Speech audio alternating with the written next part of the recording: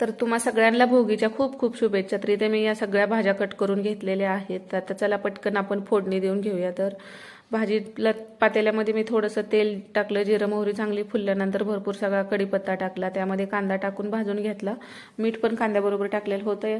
1-2 tomato होते ते टाकले आणि आता हिरवं वाटणमध्ये खोबरं, जिरं, लसूण आणि खडा मसाला म्हणजे दालचिनी, लवंग, मिरी असते तो टाकलेला होता. ते सगळं बारीक केलेलं. घरगुती काळं तिखट टाकलं, सांबर मसाला टाकला.